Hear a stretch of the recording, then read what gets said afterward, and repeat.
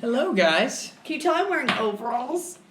That's a great start. I just think it makes me really in and hip with the crowd. Oh, okay. Yeah, because you're doing what that moms in the 90s used to wear. It's very in right now. Everything in the 90s is in.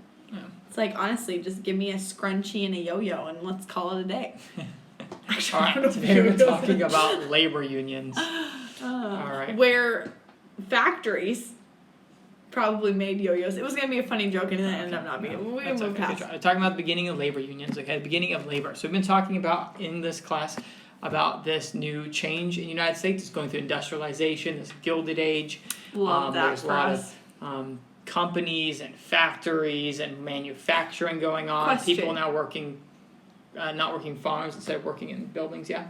Was America was not the first to really do factories. Was it London? The first like industrialized area was America. Well, no, the UK, United Kingdom, and then close behind that was like Holland and stuff. But Woo! yeah. So the labor. Way to go, Dutch ancestors! So labor facts. So during this time period, with all these happenings, about 35,000 workers were killed every year. Working their jobs in the 1890s. So lots of people died and 1 million injuries a year. So that's like almost 1%, probably more than 1%, because I think of how populous the United States was back then. But about 1% of more than 1% of the United States would be hurt every year by workplace injuries. They'd only get paid $1.25 to $1.50 a day, which was not that much now. Women and children got paid way less because the idea was that they were not as good at their jobs. They were the reason people hired women and children because they could pay them less.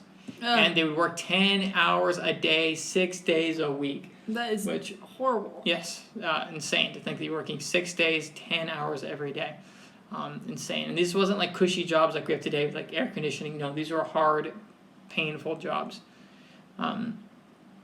$600 is needed for a family to survive, and unskilled workers made under $500 a year for 3,000. So it was just a lot of times that their children were working, their wives were working, everyone was working to try to survive in this time.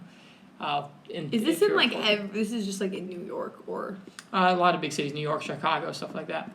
You can see in this picture right here, the girl's missing an ear. She's also missing a finger as well.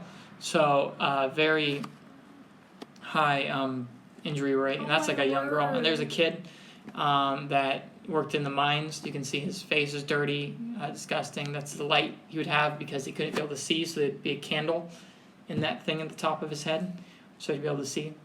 Once again, very dangerous. You can imagine all that stuff getting in the lungs, causing him damage at a very young age. So nuts. And here's another picture of boys working in a mine. They would separate coal from stone with the mining, so they'd separate it up in these trays. And they had to move quickly. You can't wear gloves. They didn't want to wear gloves to do it. And there's a boy behind them. You see that boy behind him with a stick? Yeah. This guy. So that stick was so if he ever saw a kid not working, he'd whack him with the stick. And basically beat them for not doing their best. So they always had to be doing there, constantly working. And these were young kids, younger than our high schoolers in many cases, who were doing these terrible, tough jobs. Not going to school, being uneducated, and just working to try to keep their family afloat. Yeah. So the Knights of Labor, so I don't know why this slide got messed up. I was looking at it earlier, I don't know why. But Knights of Labor would come around, and the Knights of Labor is the first labor union, okay? And they accepted both skilled and unskilled workers. So it didn't matter if you had a job that people needed you for, or if you had no skills whatsoever, they would accept you. And they were a national labor movement, which meant before this time there were smaller unions, but usually they were only like in one factory or a couple of factories or maybe one city. But this is a national one. So the idea is that all of these unions are going to bind together and form one super union. Okay? Wow. Kind of like a Transformers or something. Okay, like were there other unions happening in the world? Yes, there were. There were, okay. Yeah. And they accepted both skilled women and African Americans were allowed to join, so it was very inclusive. And it would begin to decline that's supposed to say 1880s, but it began to decline in the 1880s despite its 1880s. Because of the American Federation of Labor really begins to grow and take over, and that's going to become the main one. It's still around today, I believe. It's founded by Really? Sam. I'm pretty sure. I'm not certain. Don't quote me on that. Gompers. Yeah, it's That's a founded- great last name. Samuel Gompers. Yeah, founded it, and this is made up of only skilled workers who belong to nationalized trade. So they had to be, if you're like a steel worker or something that required skill, you were They only allowed you in this union. It wasn't women or African Americans weren't allowed. They favored the use of strikes, and they wanted to get higher pay and shorter hours. That's what they wanted to get paid more, less hours. So you don't have to work 10 hours a day, better working conditions, and they would use strikes where they basically all just quit on their job. Yeah. And then a leading union in the U.S. in the 1900s. Haymarket Riot. Haymarket Riot was a riot that would happen, and these people would be out there protesting, and police respond to the protesters, and a bomb goes off. One of the protesters blows up a bomb. It was the protesters 10 people who did die. it. Yeah, 10 people die, and 50 are injured. Haymarket, and because of this bomb, it's going to make unions look really bad. Okay, protesters are going to look really bad and negative because of this Haymarket Riot that goes afoul. Foul. Yes, good work, yeah. Another example of these unions trying to get out were the strikes and conflicts. There's a lot of, there's a big list there, but there's the railroad strikes, Homestead Steel plant, which is actually on Carnegie's the plant. They went and did it on that. Pullman boycott. And these strikes show the problems of class and money in the U.S., that there was this disagreement. These unions were trying to fight against these companies that were taking advantage of them, often putting them in unsafe conditions, not caring about their welfare at all. However, a lot of these strikes and the violence that they cause actually hurts the unions. Yeah. Because Really? it doesn't, the Americans don't really like the violence. They kind of blame it on them. There are a lot of So times was there's it shooting that kind of- happens. There's If you were in a union, was it like looked down upon? sometimes, yes, it could be looked down upon. It's a very polarizing issue. You either really liked unions or you hated them in a lot of cases. Really? Yeah. Newspapers would take sides. It was very divided. As I said, these sometimes would turn into battles. They'd go on strike and they would send in the military to stop them. There'd be shooting and there'd be violence happening. So ugly fights. But once again, these workers are trying to gain their rights. You gotta do what you gotta do, Yeah. I guess. The Greater Railroad Strike is a famous one of these. Is that they basically, all these railroad workers basically quit and they say, hey, we're not going to do it until we get better pay, better hours, all that stuff. But the president's like, hey, I don't care about this, you and your people. So what he does is he sends troops to go and basically, and he says he's stopping a rebellion and to keep this strike from rising. He uses troops, and you can see they burnt down in this area a whole train. You can see the wheels of the train because they Why? As part of the protest that you thought we're going to destroy your property, we're going to gotcha. do whatever we can, we're on strike. I thought you meant the president. No, the president sent the troops to try to help them. And these strikes would usually today when they go on strikes, they usually have like a picket line with signs, like don't do that. Back then it was a lot less regulated, and there would be a lot more violence, a lot more things Like a would get riot. south. Yeah, it'd be more like a riot of these workers who were all trying to protest, Wow.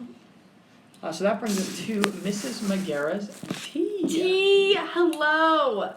Wow, this thing keeps moving. Okay, anyway, here is the tea. Here's the tea time. Honestly, this whole thing is like a lot of tea. I mean, it's like you kind of already said so many jug things. of tea. It's like a chug.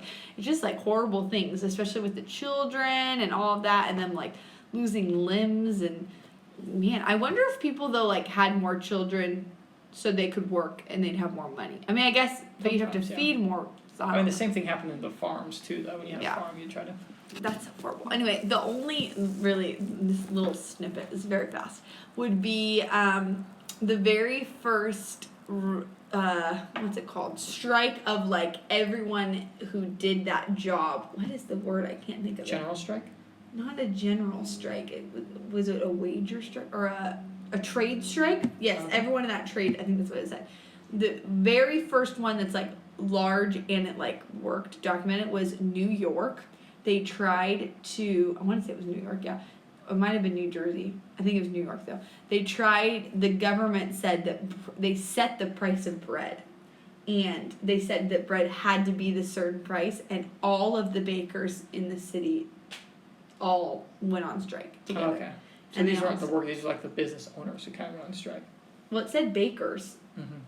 Well, those are probably the people on the bakeries, right? Yeah, I guess. Okay, so it's that is a little bit of tea. It was both ways. It wasn't just so they striked against the government. Yeah. So yeah, there's some tea.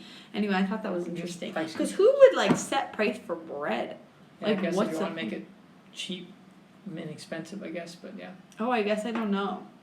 Yeah, Oh, but in the my idea is- mind- the issue is then they won't make bread anymore because there's no that, then you don't have any bread because it's too expensive to make, and you can't sell it for. Gotta get that bread. You know what I'm saying? Go get the bread, guys. So All just right. use that as some motivation for the day to go get your bread, and to be nice to everyone because union.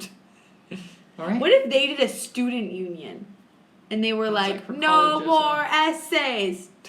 No more essays, Mr. Magera. We're on strike and we don't want to hear ya. Wow, you came up with a chant that If fast. y'all want to strike at Mr. Magera, ask Mrs. Magera. We got this. I'm just kidding. I failed a little fast. All right, bye guys.